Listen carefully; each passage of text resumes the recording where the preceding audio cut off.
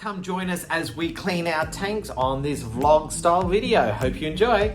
Hi, I'm Darren. Hi, I'm Gordon. And we're the two Gay Reefers.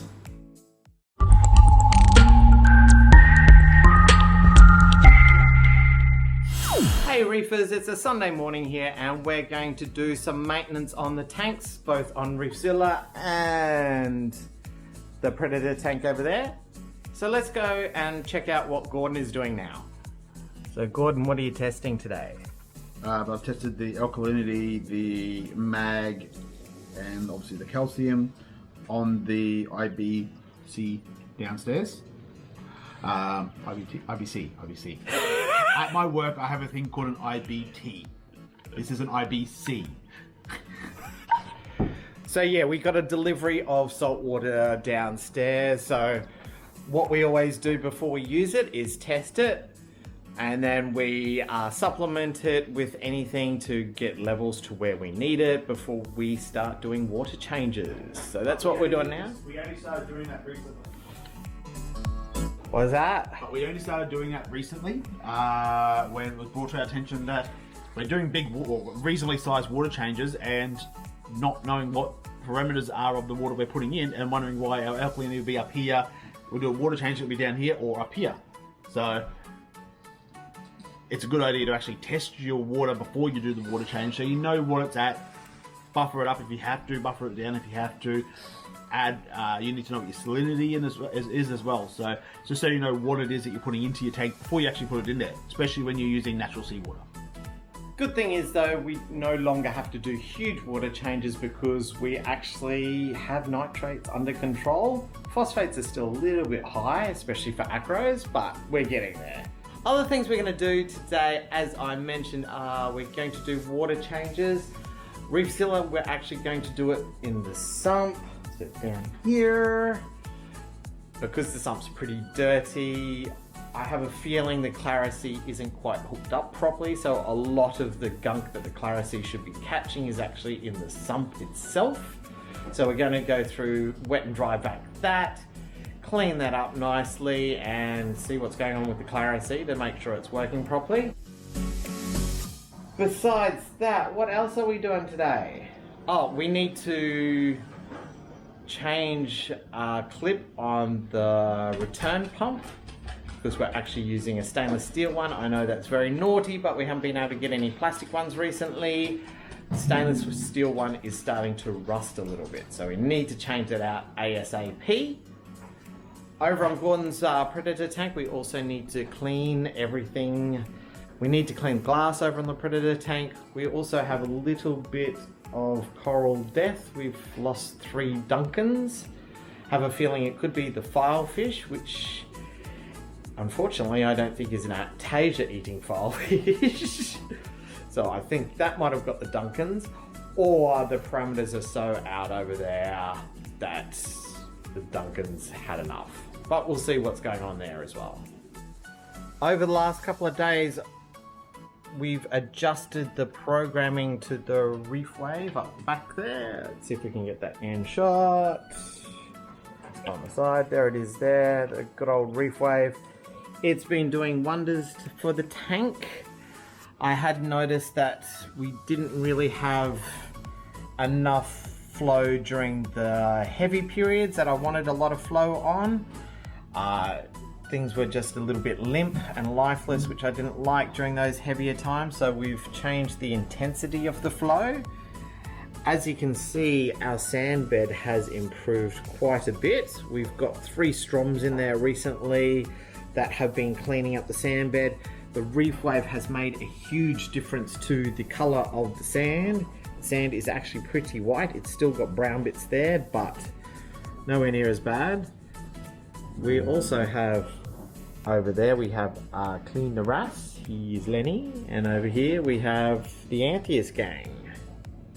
Unfortunately we lost one in TTM, but we've got 4 remaining ones. There's no signs of aggression yet. They're all pretty different sizes, so hopefully they've got a pecking order all laid out for them so they don't have to go through and sort that out. Here's Mr. Pinky. Oh, Mr. Pinky just got startled. We've got our lovely Ningaloo clam there. It's doing really well. As you can see, it's quite close to the top. Hey Homer, how are you? And Ruby. What's he want? I was about to say, do you want the coloured lens for the tank? Actually, if you have a look, it's actually quite good. Surprisingly.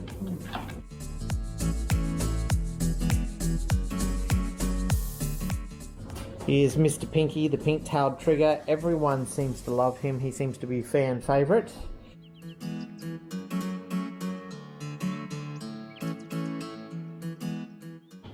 He's just chilling there at the moment, which is a bit unusual for him.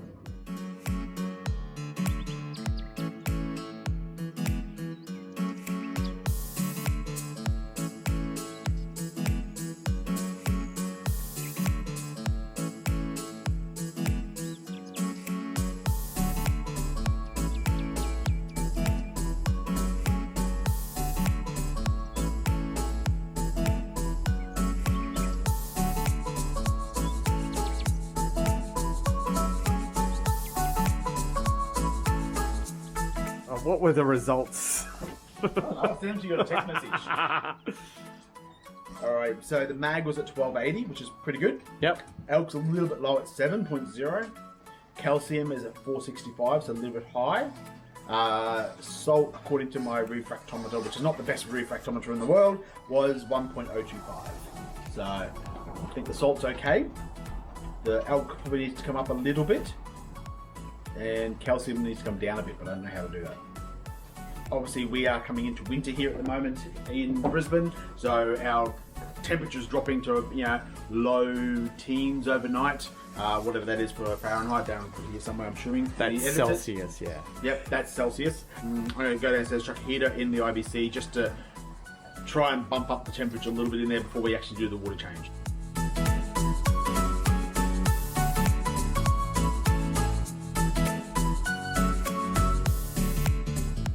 Alright guys, so I've done a second test on the water downstairs. The elk has gone from 7.0 to 7.8. The temperature's slowly starting to improve. I'm going to start cleaning the Red Sea. As you can see, it's not looking too bad. The glass is really, really dirty, which definitely doesn't help. The power heads are covered in algae again, and so is the back walls. We've got our big anemone up the back here has actually split into 3. This is what I mentioned before, our Duncan frags have actually just died. We have recently adjusted the spectrum on the Red Sea because Gordon was a bit upset that there wasn't a nice blue period, so this is the blues you get with Reef LEDs. It's really, really nice. Really impressed with how blue these are. It gives the Ecotech blue a run for its money. I really like the Red Sea lights. It's they feel like a very clean light, in my opinion. So I'm really, really impressed with these things. We've had them now for 2 months, and I am really, really impressed with them. My tank always seems to have like a really clean light all the way through it, whereas with the Ecotech lights, they always seem to be, I don't know, it seems like a little bit like a dirtier light all the way through. I don't know. That's just my opinion.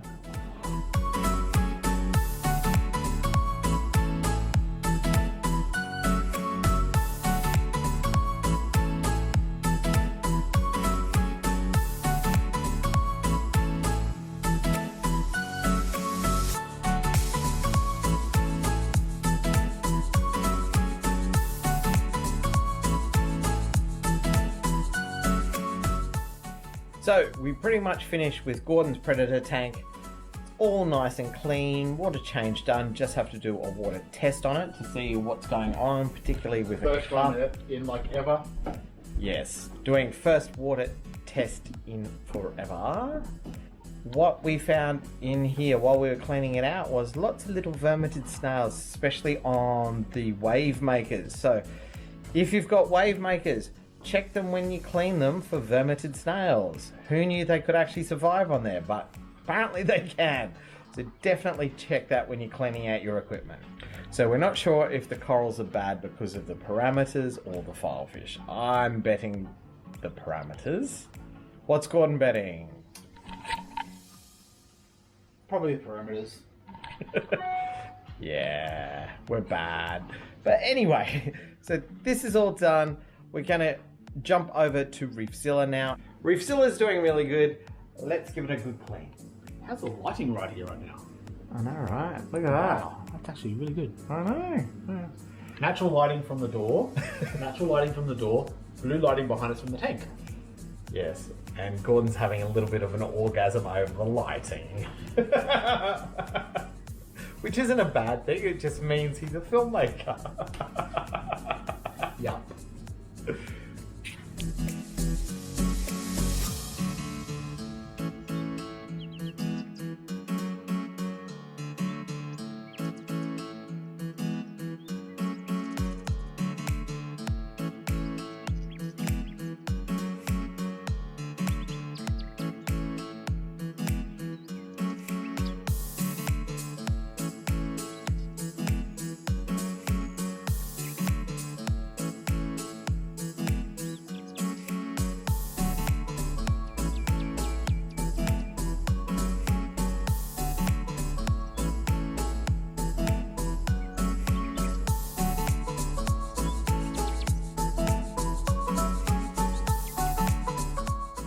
So, gone through, cleaned out the sump, given the skimmer a really, really awesome clean. Like that's our 6-month clean on that. Didn't touch the motor this time because it really didn't need it. It was pretty clean. There was this much sediment in the bottom of the sump, as I showed you before. So we found out that the Clarice wasn't actually joined up tightly to the plumbing. So we've got a loose fit connection at the bottom of a union, which we were going to glue, but we haven't glued yet. But that had come loose. So that explains why the tank has been so dirty, lots of detritus in there. But we fixed that. We fixed the screws on the pump, on the return pump, so they're all nice and new. So we'll replace those again in another 6 months, hopefully with plastic ones when they become available. We've cleaned the filter mat that's in the baffles, so that just helps get rid of the detritus in there as well. And yeah, we didn't find Pichu though, our Midas Blenny, so he's still MIA, don't know where he is. Hopefully he comes out soon, but I've got no idea where he is. Anyway, all we need to do is turn on the return pump, get it all fired back up, and do a water test on both tanks and go from there.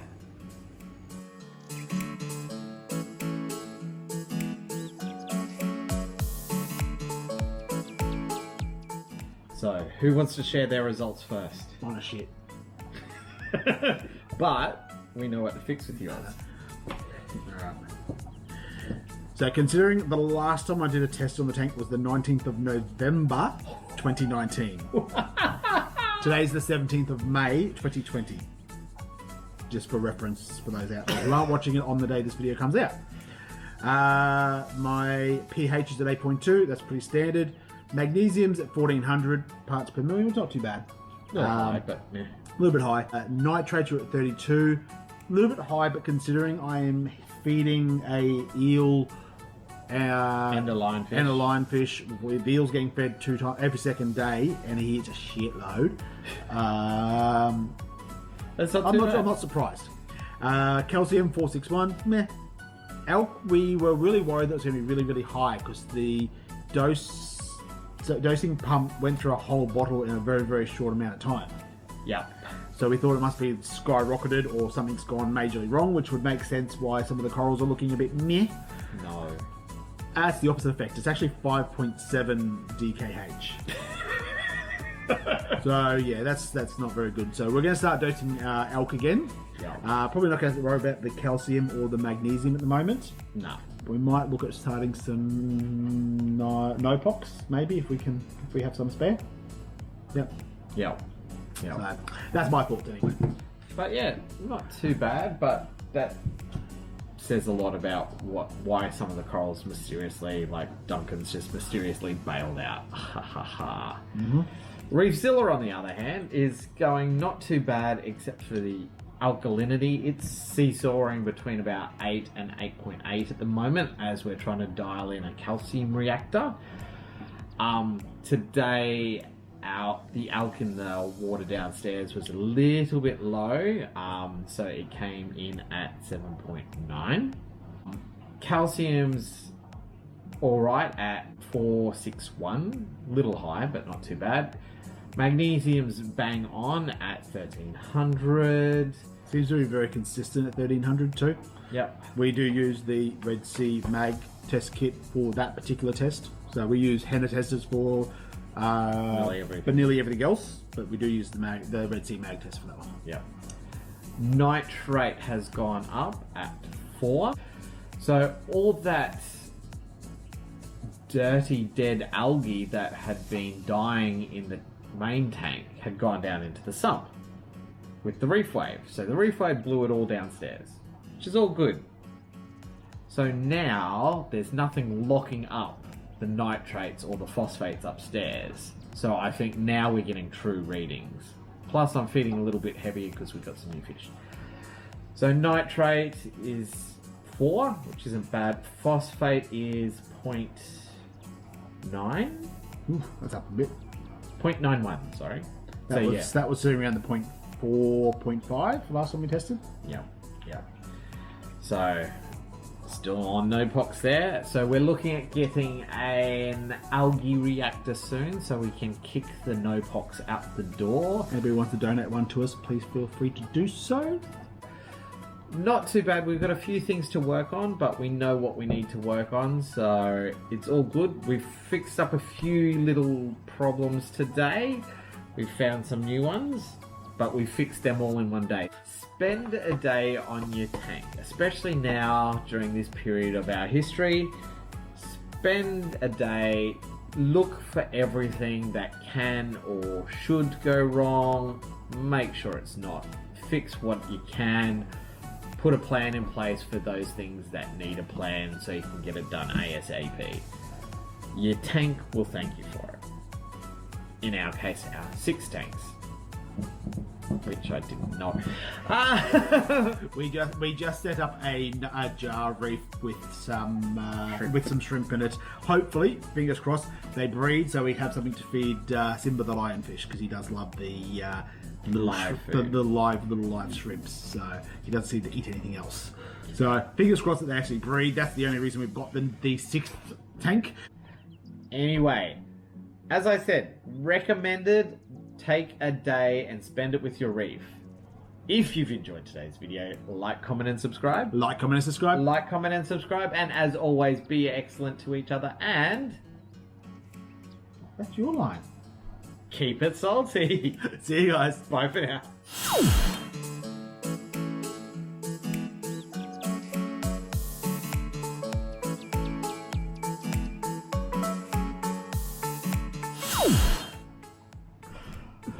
Beer.